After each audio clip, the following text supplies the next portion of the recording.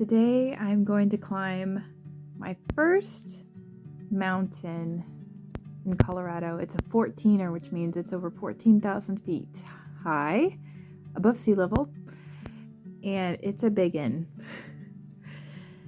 I am camping near Silverton, Colorado, a little town. It's near a lot of the big mountains. It's such a beautiful place. It's July, and my husband and I came here with another couple. We arrived at so late. It was like 3 a.m. It was ridiculous.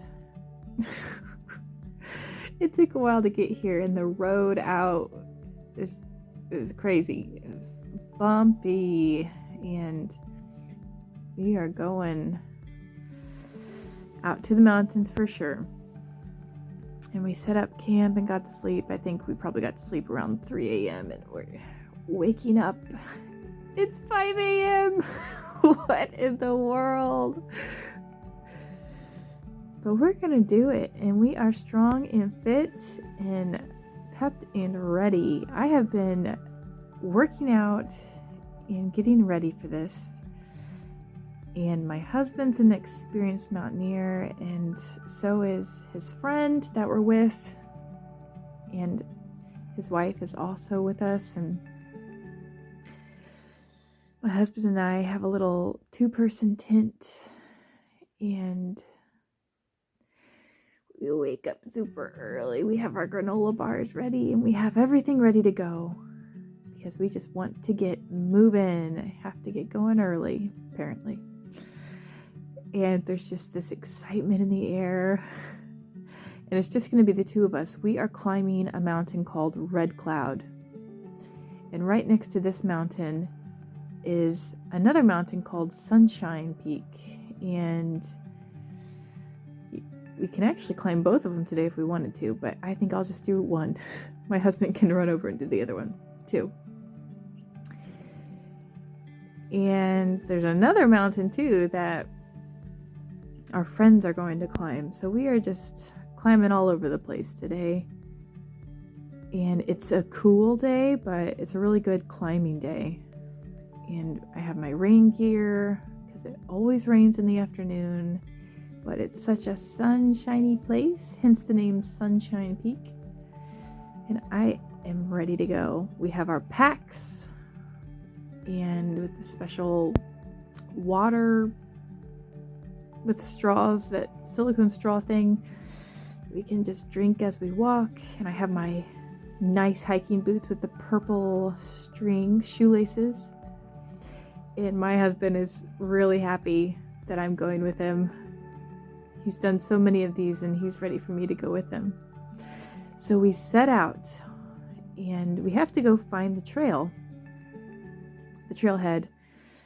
It's not too far off. We probably walk about a half mile and maybe a quarter mile, and we get to the trailhead, and it is so beautiful in this valley. It is picturesque where we chose to camp, and you can see the mountains. We're so close to them. It is awe-inspiring. And all the trees and just the quiet solitude of nature. It feels like we are in our own little haven. Just the silence is so nice. And we begin walking up the trail. It's a dirt trail. My husband is walking in front of me, and I'm walking behind him. He's leading the way.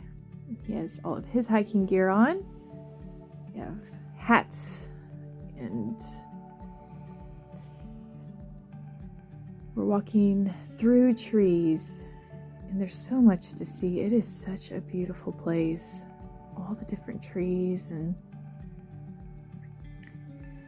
every once in a while we get a drink from our little silicone straw, and we just talk occasionally. And I'm feeling really good in my body. Like, I am I'm excited for this. Just a giddy excitement. Like, I get to join him finally. I've heard so many stories, but I get to do it now. And we're walking along a stream. There's a stream on our right. It's just a bubbling brook. Lots of rocks, and it's so pretty. I just feel like God is giving us a treat. As we continue walking, there is a patch of snow, a big, I don't know what to call it, but a big area of snow, because we're getting higher up and it's getting a little cooler, and we just have to, actually it's still melting from winter time, which is crazy because it's July, but so we have to scramble up across this snow slippery part, which is really, it's not that big, so it's not that big of a deal, but it's just kind of fun having different types of terrain to go over. And we get we get to this big open field, and we're just starting to come out of tree line. We've been hiking for a few hours, and the sun is shining high now, and this field opens up right across from a stream that we cross, and it is a field of wildflowers. My heart just almost stops. It's so beautiful. Our trail goes zigzagging through the wildflowers. I see purple and yellow. I just can't believe how beautiful it is. And I feel really good. Hiking, the weather just feels great. I'm just following my husband. We keep walking. As we walk through the wildflowers, I just feel like I'm in a daydream. In there, occasionally there's a big rock along the side of the trail. And as we get higher up, we start climbing more and more. And the grass slowly is no longer there, and it's a lot of rocks. We're getting so high. We're starting to zigzag up the mountain, getting higher and higher. And I look down, and it's getting steeper and steeper. And we see just a couple other people that are climbing. Otherwise, this is our mountain today. And at one point we have to scramble up some rocks, and then there's some more snow off to the side. We keep going. There's a false summit. It's like, wait, we're not there. Okay, let's keep going. We keep on going. And my husband is encouraging me. You can do it. I want you to get to the top. You can do it. Okay, I can do it. And I'm starting to go kind of slow. I'm like, okay, now you go ahead. It's starting to get later in the day, and we want to get out of there before the rain and thunder starts up, because there's always a thunderstorm in the afternoon. We don't want to get caught in it. So you run on ahead, because I know you want to do the other mountain too. So he runs on ahead, pretty close to the peak, to the summit. And I make my way up, and it's just me and God.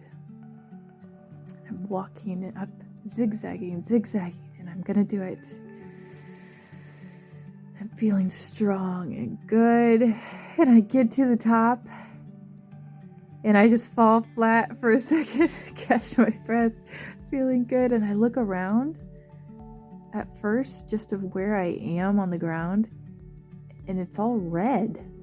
The rocks are all red. The dirt is red. This is Red Cloud. And I will remember this because everything's red up here. That's really interesting. But then my gaze moves out, and I am in awe.